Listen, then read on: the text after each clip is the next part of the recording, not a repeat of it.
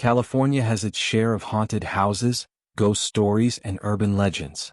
But what if the most terrifying thing wasn't a place, or even a spirit, but a doll? Tonight, we're diving into the disturbing story of a rare Labubu doll discovered in Los Angeles.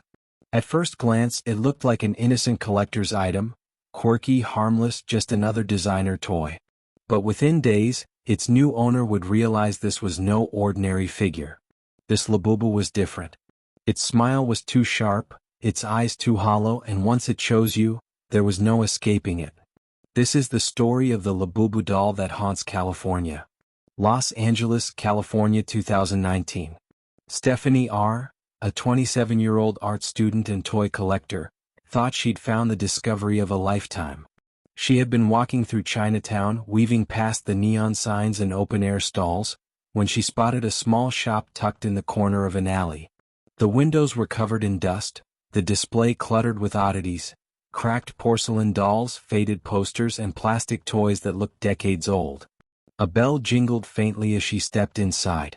The place smelled of mildew and incense, a combination that made the air feel thick.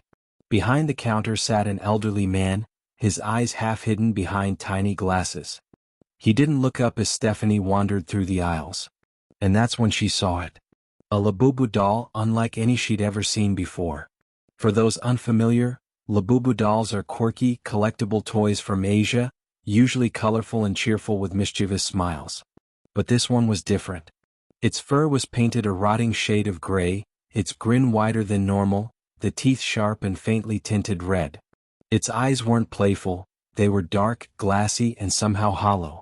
Stephanie leaned closer. The tag beneath it read simply, "Not for sale." When she asked the shopkeeper about it, his reaction was immediate. He shook his head. "Not this one," he muttered, his voice gravelly. "This one should not be taken." But Stephanie was persistent. She was a collector, and this was a rare variant she'd never seen online. She offered him double, then triple what a normal Labubu would cost. Finally, with a deep sigh, the old man agreed. He wrapped the doll in newspaper, muttering words Stephanie couldn't understand, and slid it across the counter. "Do not leave it alone," he warned. "Why?" she asked. His cloudy eyes lifted, and for the first time he looked directly at her. "Because once it knows you, it will not forget." That evening, Stephanie placed the doll in her apartment's glass display case. It joined dozens of other colorful figures and plush toys. But the gray Labubu looked completely out of place. That night, she swore she heard scratching in the living room, almost like claws against glass. When she checked, the display case was slightly open. She could have sworn she'd locked it. The doll hadn't moved, but its grin caught the light as if mocking her. By the third night, things escalated. Stephanie woke to the sound of her cat hissing. Pepper was crouched low, staring at the case. The Labubu sat inside, head tilted, watching. The next morning, Pepper was gone. In the apartment, Stephanie found tufts of black fur near the display case. And smudges on the glass, small, almost childlike handprints. The whispers came next. At night, faint giggles echoed through the apartment. Sometimes her name. Other times a rasping chant. Hee hee hee. One morning she found 6 tiny teeth scattered on her kitchen floor. Too small for an adult. Too human to be anything else. She tried selling the doll online. Buyers canceled, one warning her. "Don't sell it. It's already marked you." She smashed it with a hammer. Shards everywhere. But the next night, the Labubu sat on her bed.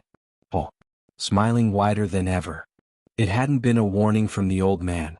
It had been a curse. Neighbors later reported hearing screaming and laughter. When the landlord forced the door open, Stephanie was gone. No trace of her. No trace of Pepper. But in the living room sat the display case. Locked. And inside the Labubu doll. Its grin stretched unnaturally wide. The case sealed from the inside. If you enjoyed this story, don't forget to hit the like button. It really helps the channel. Subscribe and turn on the notification bell so you never miss the next terrifying tale. And let me know in the comments, what would you have done if you found that Labubu doll sitting on your bed? Thanks for watching, and remember, some toys aren't meant to be played with. Sleep tight.